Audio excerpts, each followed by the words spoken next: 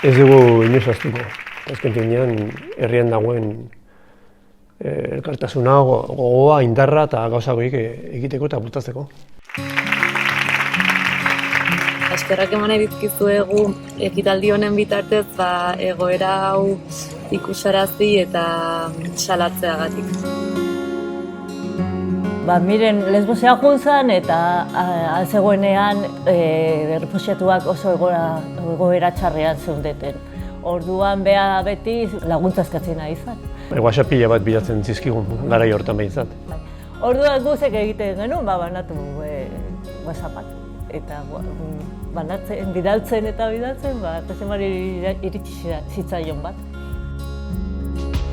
Mirenen berri jaso genuen. Eta Miren bere denbora, bere alegina, bere ilusio guztia ari izan Lesbosen errefuxiatuentzat eskaintzen. Eta pentsatu genuen horren berri zabaldu behar genuela herrian eta Mirenek sentitu behar zuela lasarte horia bere herria berarekin zegoela.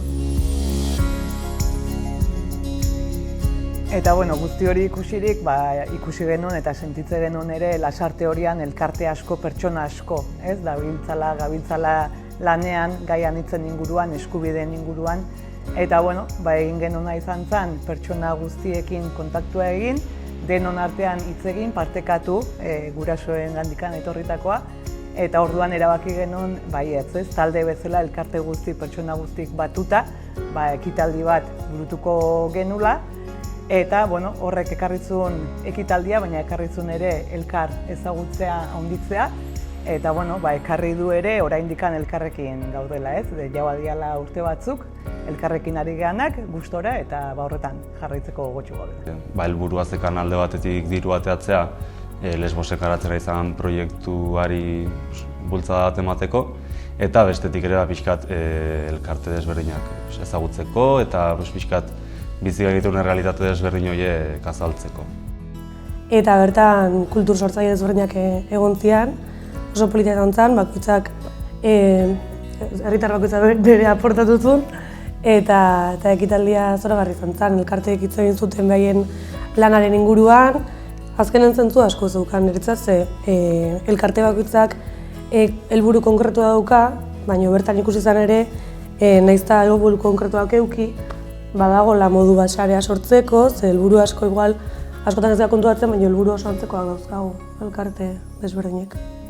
Eta nik uste da jontzala pixkat elkartasun sentimendua, ez azkenen jende pilo bat bildu ginean, ez dala erresa solako ekimenetan jendea biltzea eta jendea emozionatuta zegoen, orduan uste izan zala olako elkartasun... sentimendua sortu zen. Gure kasuan bizipozakoak gurekin jarri zian harremanetan eta eskatu ziguten oihal erraldoi bat koloretsua nahi zutela beraien proiekturako eta bururatu zitzaigun elkarte bakoitzak bere irudi berezia izan zezan eta zein hobeto elkarlanean egin genuen Uxue Berexia hartzarekin. Berak ilustrazioak egin zituen eta oihal kolore bakoitzean islatu genuen elkarte bakoitzak burutzen duena eta hori dena elkarlanean josi genuen eta esperientzia aldetik oso aberasgarria izan zen, elkarte guztiak ezagutu genitulako eta elkarte bakoitzak ere parte hartu zuelako oihalaren sorkuntza horretan.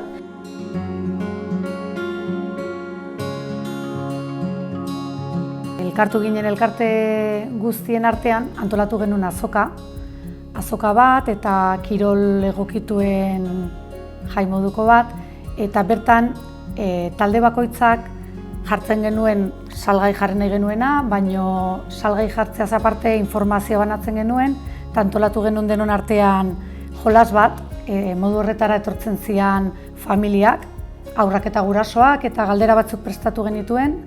Talde bakoitzak zeuzkan 2 galdera eta inbertzuten hori bete, galdera horiek erantzun, da horrela ezagutzera eramaten genuen bakoitza gure errealitatea. Azoka zegoen bitartean ere, elkarte bakoitzetik holtzara igo ginen denon artean puzzle erraldoi bat osatzeko. Eta arratsaldean holtza hartu genuen, bertan Bizipozako herriko elkarte desberdinak elkartu ginen. Eta bakoitzak bere elkartea zertan azalduzun.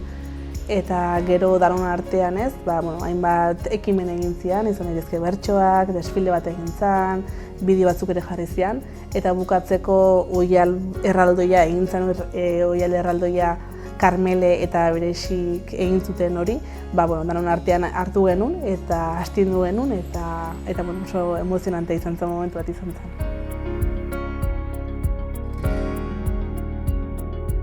Nik oro naiz, Lasarte Oriako maratoiko kidea, eta, esan nahi dut, altxorra izan degula biziposarekin maratoian, elkarlana egin dugu, erraldoia, eta, oso polita izan da ezberdinetako jendearekin lan egitea. Osea, altxorra bat dakagu herrian, eta nik uste dut hemendik aurrera beti posarekin egongo gehala lan da lan. Ni Ainhoa naiz, kirol egokituko hezitzailea, eta gure kasun lehenengo aldia zen Euskararen maratoian parte hartzen genula. Gutzako oso esperientzi berezia izan zen. Alde batetik sentitu ginen herri osoaren partetik oso entzunak eta babestuak. Horrez gain, baita ere Bizipozako elkarte guztien partetik ere sekulako babesa jaso genuen, eta beste realitate batzuk ezagutu eta beste realitate batzukin baita ere elkartasun hori sortzeko aukera bat, ez? Bai, ni egia esan da kriston subidoia sentitu nuen. Familia osoa, lagunak, nerumeak, hor arro ni kontatzen ari nintzela entzuten, eta herriak ere bai, gure errealitatea, gure beharrak eta gure oztopoak, eta batez ere gure indarra ezagutu ahal izan zuen, eta oso polita izan zen.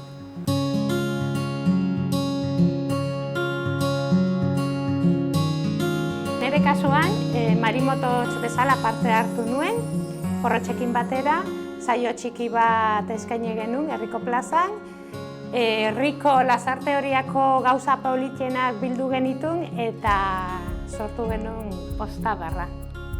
Oso parte hartzailea eta oso herrikoia izan zen, hartu zuten parte guantxen deu txaranga, baita xumela bezbatza, eta hor bukatu genuen danak elkarrekin dantzatzen eta baita ere Bizipozako. Eta Bizipozako kide guztik, bertan egon ginen, eta azkenean bukatu zen festa, herriko plaza erdi-erdian, oial erroldoi bat atera genuen koloretakoa, eta bertan dantzan, eta... Gure ikonoa. Gure ikonoa. Polita izan zen, egia zen momentu horretan elkartu ginen aurrak, helduk, kide guztik, herriko jendea eta momentu polita izan zen.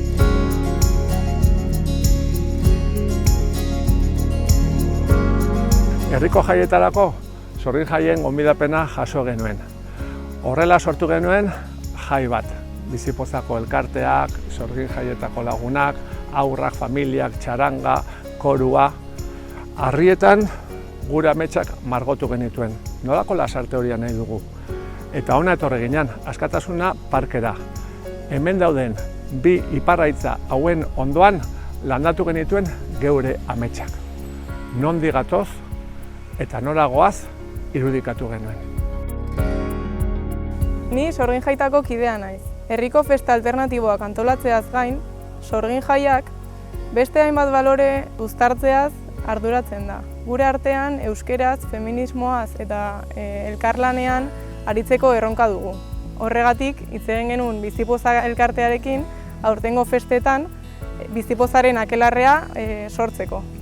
Bertan, eragile desberdinen baloreak uztartuz, denontzako izan zen jai bat sortu genuen. Gu noizbenka elkartzen gea, ez daukagu datarik finkoa, baina norbaitek edo elkarteren bat laguntza behar badu, besteekin harremanetan jartzen da, eta gelditzen gea hemen Lasarten, eta beharrak edo hurrengo ekintzak egingo ditugun, denon artean adosten ditugu. Eta guen arte burutu ditugu ekitaldi ezberdinak, eta bat izan zen hemen Lasarte Oriako kulturetxean, Lasarte Oriatik Lesbosera, ekitaldia, eta hor hasi ginen hori izan zen gure txupinazua, herriko txupinazua hori izan zen. Eta geho baita parte hartu dugu 2022an, parte hartu genuen Euskararen maratoian baita ere, eta oso polita izan zen, oso parte hartzailea, herrikoia, eta guri ere elkar ezagutzeko aukera eman dugu, eta oso guztua gaude. Personalagoa agian, ez? Oso guztua. Eta geho hirugarrena izan zen aurten San Pedrotan, hemengo Lasartureko festetan, hartu genuen parte hemengo jaietan. Sorgin jaietan, hori da. Tristurak eta pozak elkarrekin konpartitzen ditugunean goxogoa dira. Horregatik, zipristin du zure herria.